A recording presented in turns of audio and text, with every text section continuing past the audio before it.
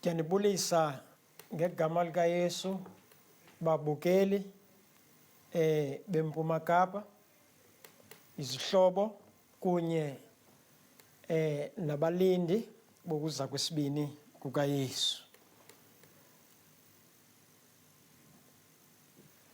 Isihloko sentshumayelo yam sithi kukho uThixo emazulwini. There is God in heaven.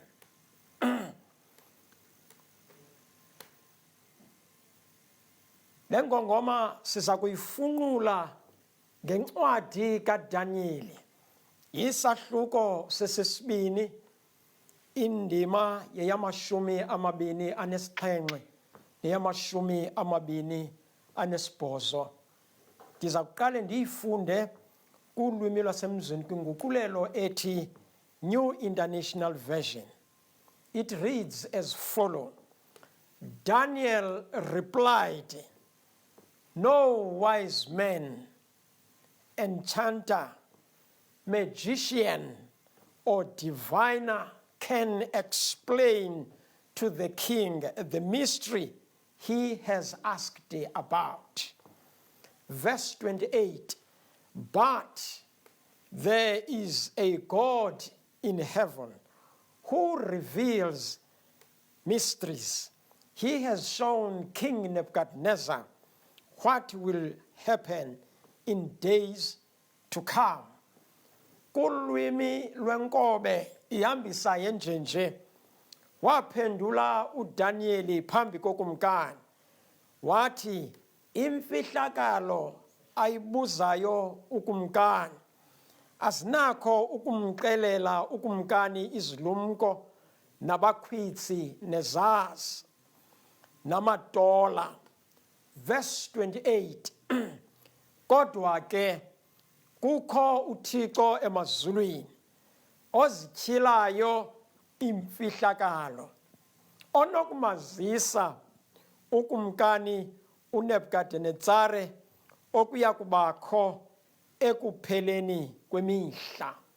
Inkosi mayisikelele ukufundwa kwelizwi layo ngoku ade abuye uYesu. Amen. Xa utshaba lusiza nenkathazo kuwe, lutyhila ingxaki, lusiza nengxaki ongenamandla ayo, kufuneka wena ube nesivakalisi esoyisa le nto iza notshaba, ekoyisayo wena, kodwa kufuneka unesivakalisi. You must have a defeating sentence. Kufuneka unesivakalisi esoyisayo. Siqubisana kunye noDanyeli, ewe selephendula. Le mpendulo ayinikayo uDanyeli yimpendulo endicinga okokuba kwidabi lokholo esijongene nalo nasi saci, nankumongo wempendulo emasinike. Kakufunquka amafa amnyama kwihorizon, kakujinga ama-forces phezu kwethu, sinike le mpendulo uDanyeli awayinikayo ngexesha lenkathazo. Kulapho ingqengqe khona intshumayelo yanamhlanje, kufuneka unempendulo eyoyisayo ingxaki ekoyisayo wena.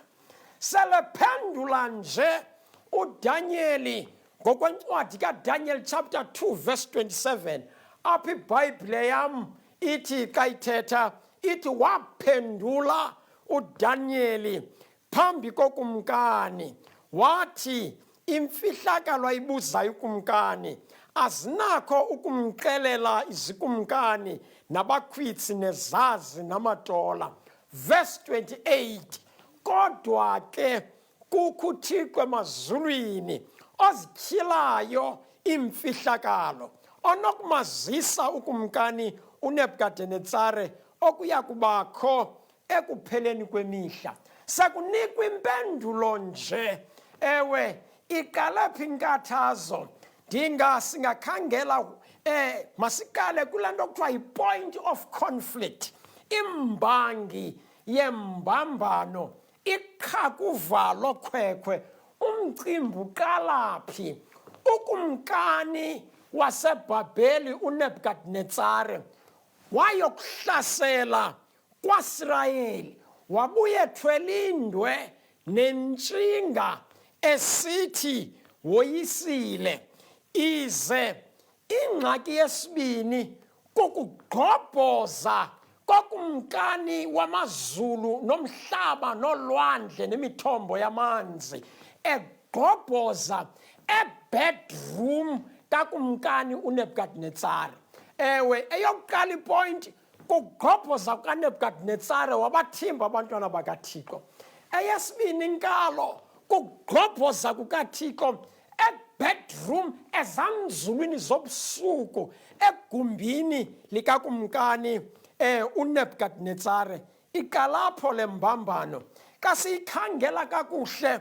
Ewe ugqobhoza nokuhlasela kukaNebukadnezar, ewe njengoko incwadi kaDaniel chapter 1 ihambisa isitsho, iBhayibhile ayilazanisi, ikhawuleza kumcimbi ithi uYehova wamnikela uYehoyakhim ukumkani wakwaJuda ezandleni zikaNebukadnezar. Ngeli xesha ewe uNebukadnezar oyisa abantwana bakwaSirayeli ethwele indwe, ethwele intshinga, iBhayibhile yona iyachaza ithi hayi kwavulwa nje wangena.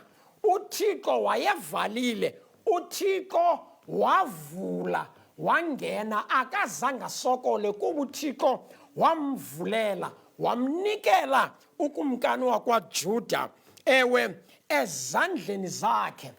Baphuma abantwana bakaThixo ewe beqhutywa ngemikhonto, beqathwa zinkabi zamahashi ukusinga eBhabheli. Wathula uThixo ingathi akakho, bahamba ngenyawo 1,300 kilometers, bafika eBhabheli inyawo zidumbile. Baphuma kwaJuda ewe babetha kwindlela ephakathi kwentlango yeArabia kunye nolwandle lwaseGalili. Baphuma benyuka ewe kwayokuqatyelwa kwezo nduli nezo ntaba kwamaSamari, kwenyukwa kwayokuqatyelwa phezulu kwindawo kuthiwa kuseKhakhamishi. Bakufika apho ewe bajika ewe bathatha umkhondo okwingalo yasekunene, kwajongwa kumhlatyana ophakathi kwemilambo emibini, iTigris kunye neEuphrates. Bacanda kulo mhlatyana obizwa ewe ngokuba yiMesopotamia. Bacanda apho, wawutyebile lo mhlaba, kulinywa apho, kwakukho i-irrigation scheme.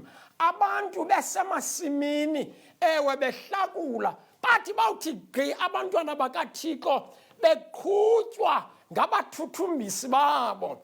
Ewe kubahlakulu kumadoda awayesebenza emasimini, inqawa zacimela emlonyeni, alahlwa amagaba.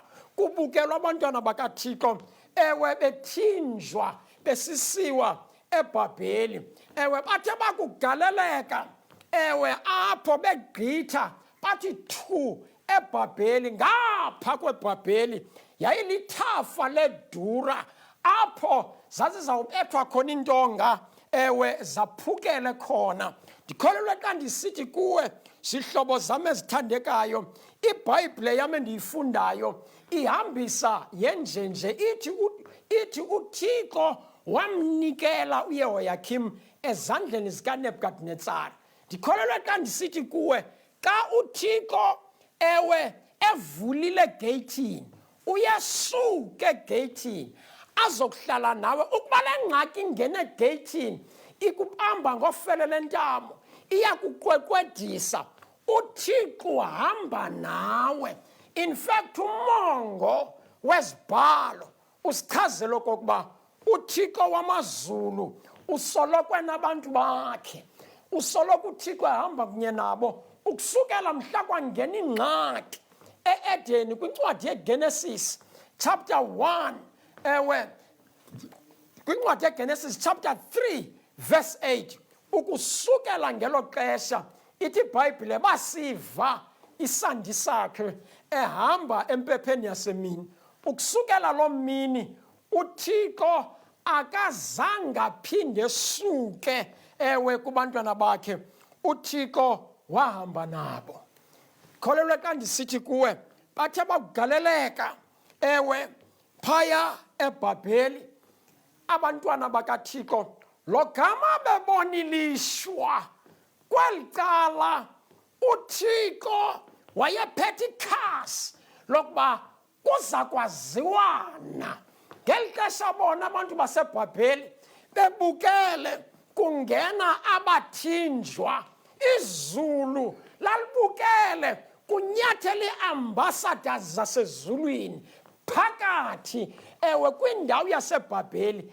eyayingazani kunye naThixo zisuka program kaSathana yonekwa kuba iprogram kaSathana yeyokukhupha uThixo emntwini sikwilizwe lokukhupha lisikwilizwe lokususwa nokohlukaniswa komntu kunye noThixo sikwelo lizwe ziqhawuka apha zihlobo zam yiyo loo nto necebo losindiso lazogqunyekwa kule ndawo kuba yindawo le yokohlukaniswa kunye noThixo yiyo loo nto the biggest plus sign ever known by mathematicians umnqamlezo phezu kwentaba yeCalvary wabekwa phakathi kweli lizwe ukuze kudityaniswe umntu kunye noThixo zisuka bathi bawungena kwathi uba uSathane uyayazi into edestroy umntu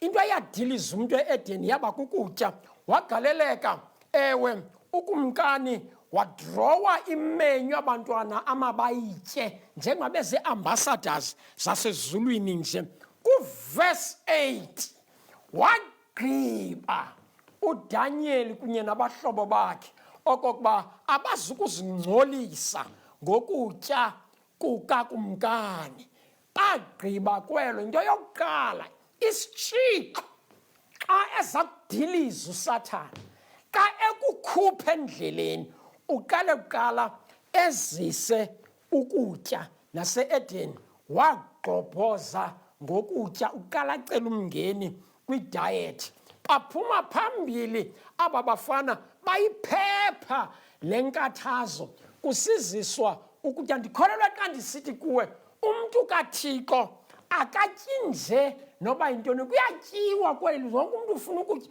kuyatyiwa kweli lizwe kodwa abameli basezulwini abatyi nantoni na xa uqonde okokuba uthi ngeli xesha uhamba inkonzo uyabubawela utywala sukuya kummangaliso wenzeke kani uthi uThixo wenza utywala uThixo zange abenze utywala akanawuthi uThixo isabelo samanqila sisesihogweni aphinda anika abantu utywala my God is not confused uThixo akabhidekanga uThixo akawilizeli engqondweni ndikholelwa xa ndisithi kuwe xa ufuna abafazi abaninzi sukuya koDavide noSolomoni yiya wena kweli cala ulifunayo kuba owadalayo wadala indoda kunye nenkosikazi xa ufuna utya inyama ehagu mye kuYesu nehagu ezangenelwandle zinedimoni yisikutya ihagu wena qha ungenzi confusion ufune ukutemperisha with the scriptures zingathethi loo nto into ebalulekileyo yiyo le umntu kaThixo akatyi nantoni na izinto amele kukuzitya zichazwe clearly ezibhalweni apho uThixo ayalela khona indlela abantwana bakhe amabaphile ngayo kholelwa xa ndisithi kuwe zihlobo zam ezithandekayo bathathwa abantwana bakwaIsrayeli nto yesibini eyathi yaintrodyuswa kubo banikwa yona. Eyesibini kukuhlohlwa ingqondo le yabo ngemicimbi yaseBhabheli. Eyokugqibela into bafundiswa ilanguage yaseBhabheli. Xa ufuna ukuyidiliza inkcubeko yomntu, susa ulwimi lakhe, kuba ulwimi luqhagamshelene kunye nenkcubeko.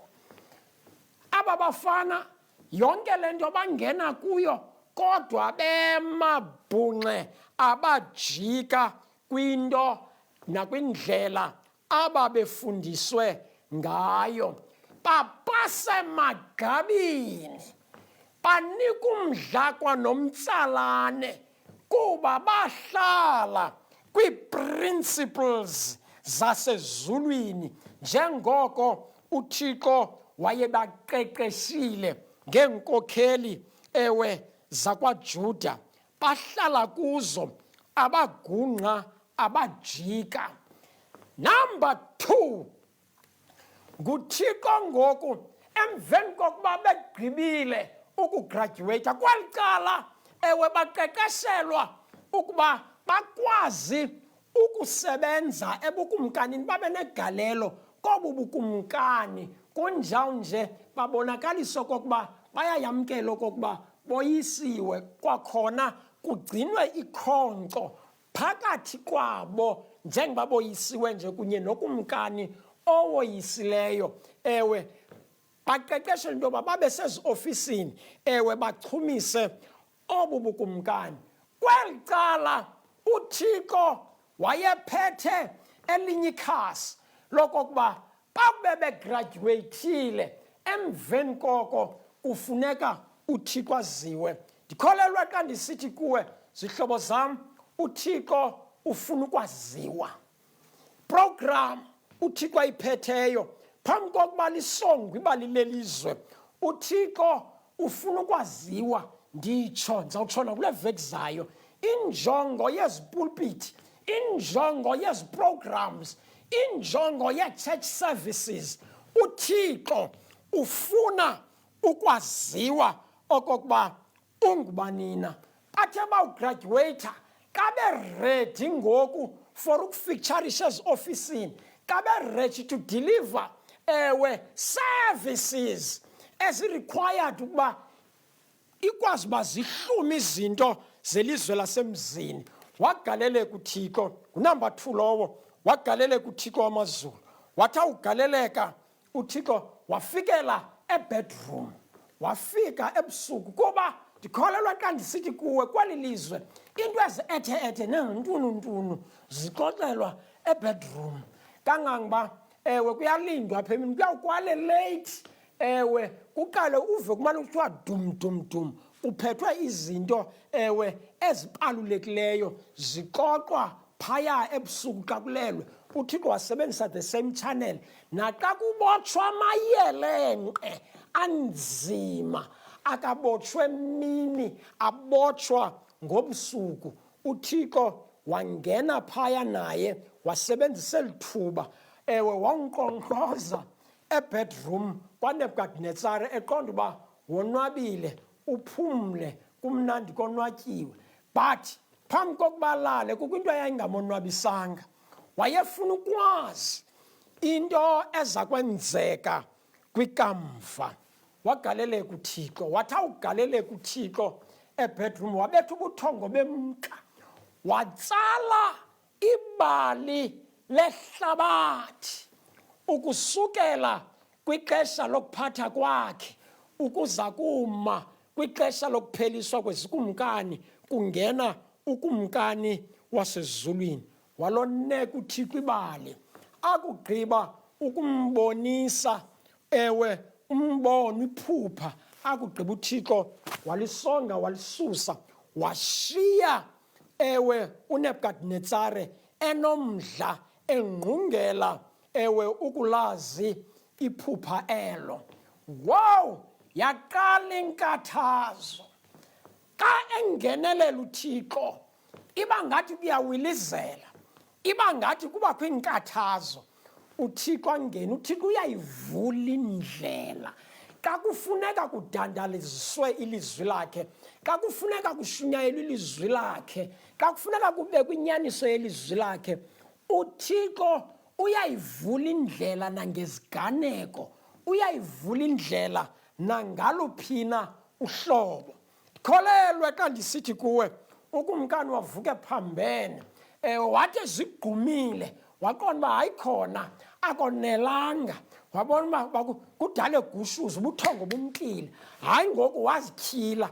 Uthe awuzityhila apha ezingubeni, hayi wahlala waguguguquka ucingana nale nto ayiphuphileyo, wabona umcimbi awuzi, wancama wathatha laa mqamelo mkhulu kuthiwa yiContinental, wawoyamisa apha kwi-headboard, woyama apha kwi-headboard, wayibhenqa iduvet le, wavela hafu. Wena wakhe wambona umfazi ezawuthuka indoda ebusuku, uvuka ahlala oyame ngomqamelo, awugqiba ayikrwece njengengqiniba, athi uhleli ithi indoda you know, wena wakhe wayibona ibhanana izawutyiwa ivela hafu apha emaqolweni.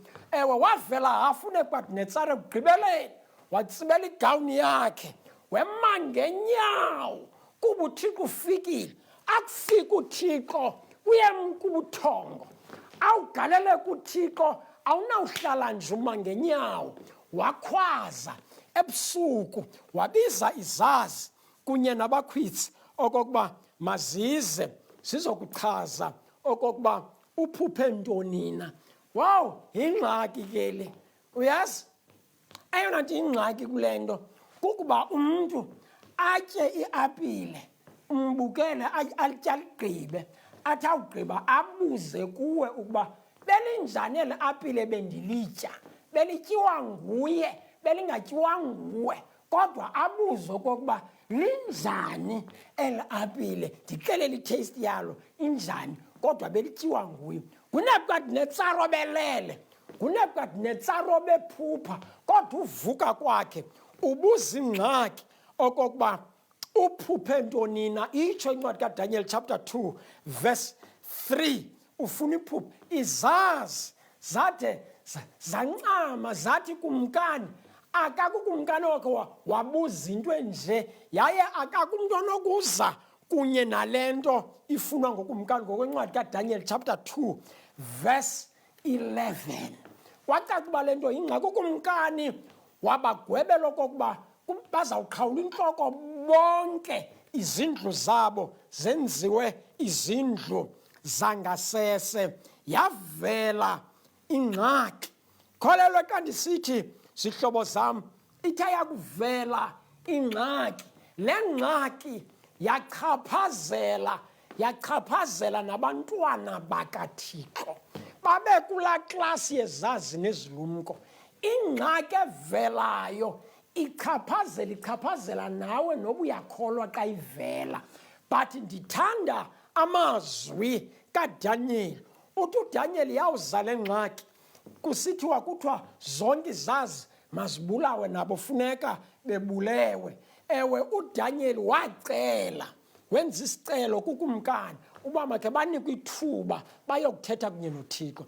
Anethamsanqa amadoda namankazana ekuthi kwawuvela ingxaki athi makanikwe ithuba akhawuthetha kunye noThixo.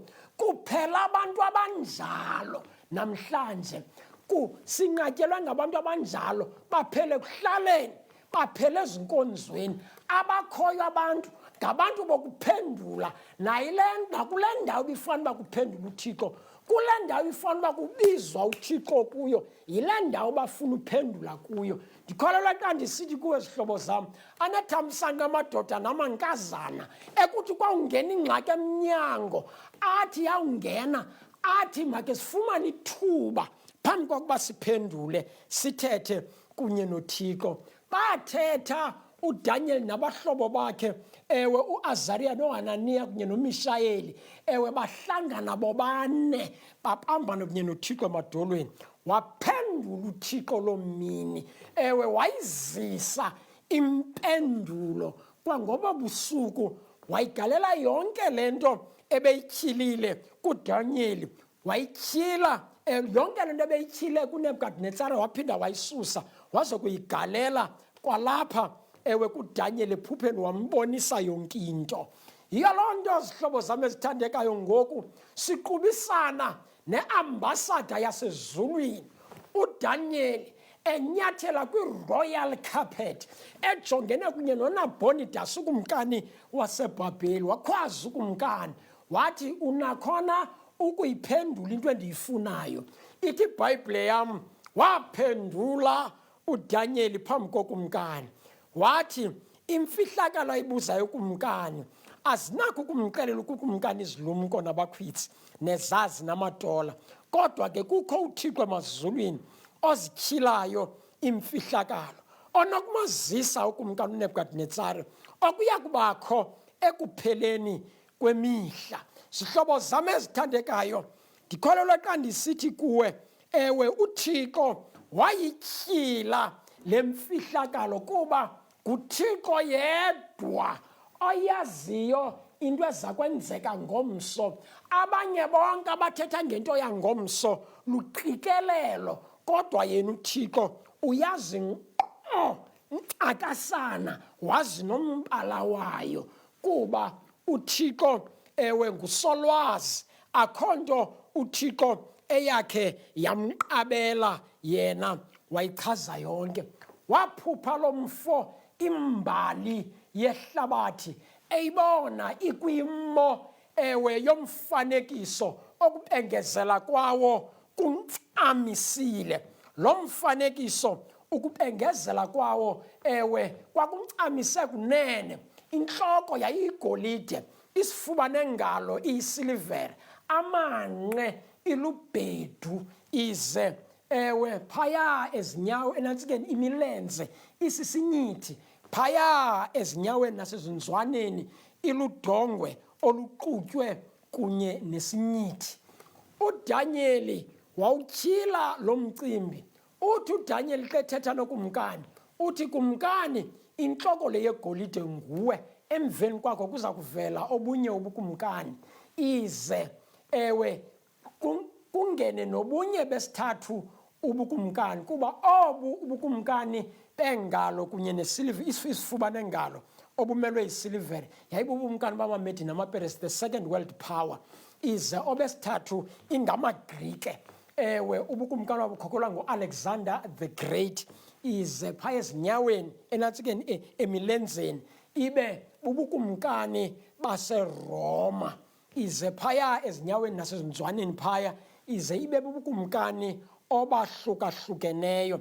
Eyona nto ebalulekileyo endithanda uba sijongena kwakulo mbono umnye, wabona ilitye lizithwebula entabeni kungengazandla zamntu, labetha emfanekisweni ezinyaweni, labetha lawuxola umfanekiso, kwagalekeleka umoya watshayela lo mgubo, azabikho ilityelo lajika layintaba enkulu. Ncwadi kaDanyeli chapter 2 verse 44 ithi, elo litye lalimele ubukumkani bukaThixo, uYesu ngokwakhe eza kuhla esibhakabhakeni, ukumkani kakumkani, unkosi kankosi, azokutshayela zonke izikumkani.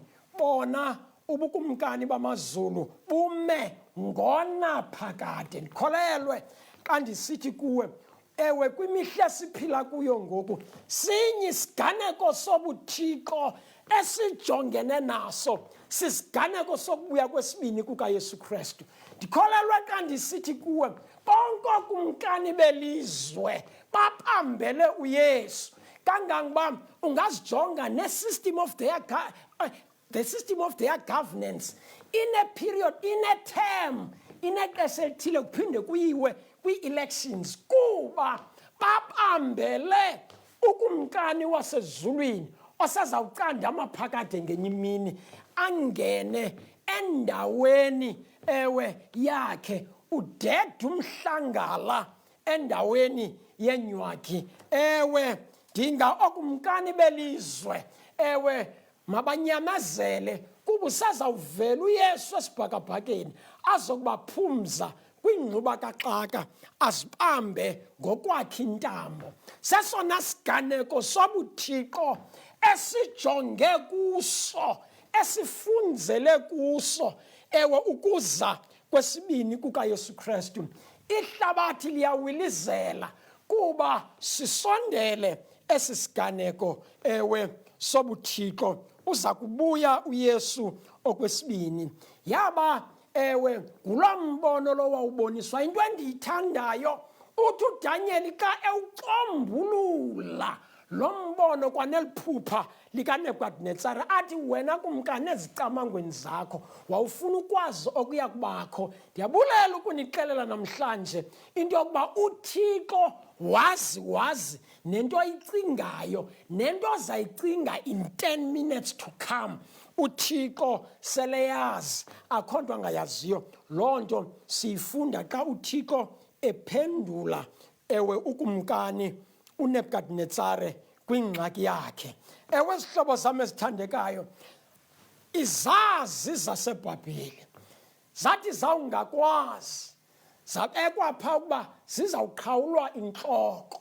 Kodwa ndikholelwa zihlobo zam ezithandekayo, uDanyeli uthi kukumkani, kumkani ungazitshabalalisi. Nam andiyinikwanga le mfihlelo kuba ndibhetele kunazo, kodwa ewe ndiyinikwe le mfihlelo kuba uThixo uthanda ukumazisa ukumkani okuya kubakho. Eyona ndawo endifuna sijonge kuyo ngoku yimpendulo kaDanyeli. Uthi uDanyeli, kodwa ke kukho uThixo emazulwini, uzibambe. But there is a God in heaven. Kukho uThixo emazulwini. Sihlobo zam ezithandekayo, xa uSathana esizisa isivakalisi okanye isentensi yelishwa okanye isivakalisi selishwa, ewe, evakalisa okanye esizisa isigidimi esikhathazayo nesihluphayo, you must add another sentence. Kunjalo nje zihlobo zam, ewe, ndikholelwa xa ndisithi kuwe, ewe, isivakalisi esi kuhlanganiswe amagama amaninzi. Phakathi kwalo magama ahlanganisiweyo ikhona i-subject, intloko, ikhona i-adjective, ewe, injongosenzi, ikhona i-verb, isenzi. Ndikholelwa xa ndisithi kuwe, xa uphendula neyakho isentence okanye isivakalisi, masibe nentloko, sibe nenjongosenzi, sibe nesenzi. Intloko kweyakho isentence mayibe nguThixo. God must be the subject. Izazi nabakhwitsi azikwazi ukulichaza iphupha likakumkani. uDanyeli uthi kodwa ke kukho uThixo emazulwini. Xa seyikho isentence yelishwa uzawufakela enye engafaniyo nale. Kuyanyanzeleka okokuba usebenzise isihlanganisi okanye i-conjunction. Yiyo loo nto uDanyeli athi xa esiza kunye noThixo ngaqakwanto afake u-but or i-conjunction. Njengoba u-but, ukodwa, ehlanganisa isentence ezimbini, zithi zawuhlangana zitsho zibe sisibizo esimbaxa, the compound sentence. Ewe, apha uDanyeli usebenzisa i-conjunction ukudibanisa uThixo nesisombululo kunye nengxaki. Kodwa ke kukho uThixo emazulwini. Sihlobo zam ezithandekayo, sikwilizwe elambethwe zingxaki ezingangoboya bezinja, kujinga amafa amnyama, kulusizi, siyangcwaba. Ndikholelwa xa ndisithi kuwe, ukuphendula umphango ongena emnyango, yima ngelizwi elithi kodwa ke kukuThixo emazulwini. Phambi kokuba ukhale kwawungena umphango emnyango, yima bhunxe uthi kodwa ke kukuThixo emazulwini. Nam ndimile phambi kwenu namhlanje, andikhathali nokuba ujongene neyiphi ingxaki. Zilapha iziyobisi zidiliza abantwana bethu, ilapha icrime, ulwaphulo mthetho ulishiya ilizwe lethu ingumqolomba wezihange. Kwiindawo zesidima utyhoboza apha usathana ashiye ingathi ngumguyo wamakhwenkwe. Wena yithi wakuyibona le ngxaki, fake yakho isentence ethi kodwa ke kukuThixo emazulwini yawugeza indoda endlini. Umfazi makeme ngento ethi kodwa ke kukuThixo emazulwini awugeza umfazi endlini. Indoda mayingambethi, mayime ithi kodwa ke kukuThixo emazulwini. Abantwana bawujongana nemingeni mabeme bathi kodwa ke kukuThixo emazulwini azityilayo imfihlakalo. Zihlobo zam ezithandekayo, sijongene kunye nobhubhane COVID-19 iyaligungqisela imiweyo. Nam ndimile ndithi noko kunjalo, nokuba nam ndisetyhwini, kodwa kukuThixo emazulwini ozityilayo imfihlakalo. Kholelwe xa ndisithi kuwe uThixo usesemikhaleni. Emini nje zihlobo zonke ezithandekayo ndingabhenela kuni emini nje into yokokuba thathani esi saci, ibe sisaci enikamela ngaso, ibe sisaci eningena ngaso edabini, ibe sisaci esisebenzisayo kwidabi lokholo, ibe sisaci osisebenzisayo selukubetha utshaba wawulala ngophotho, selungasenakho ukulikhupha ilizwi uphefumla ngemibhobho etheatre. Kodwa ke kukuThixo emazulwini. Inkosi mayinomeleze inisikelele. Ukuba ngumnqweno wakho into yokokuba kweli dabi ujongene nalo, uthi wena Nkosi ndingalwelwa nguwe mna kwelam icala, ndingema kunye nawe. Uba ngumthandazo wakho lowo, phakamisa nje isandla sakho. uThixo uyasibona eso sandla. Masithobeni intloko. Dali wezulu nomhlaba nolwandle nemithombo yamanzi, Nkosi nobubele nothando, siyakubulela emini nje ewe ngelizwi lakho elinamandla. Nini izinto zonke ingummangaliso imisebenzi yakho. Wena Nkosi uyeyisa. Kananjalo Thixo wethu othandekayo, kule meko Nkosi esirhanqileyo ecela injezu ezithi ingxaki zawungena endlini kube nzima nothandaza, singaThixo wethu othandekayo esi saci ungasibethelele ezingqondweni zethu, sazi okokuba usekho, useselulawulweni. Someleze sonke sinengxaki ezahlukahlukeneyo, kodwa wena njengoThixo ongaqakwando, zange uqakwe eBhabheli, awukaqakwa namhlanje. Sicela ukungenelela kwakho. Ezinto ndizicela nokuqolo kwamatyala ethu ngenxa kaYesu. Amen.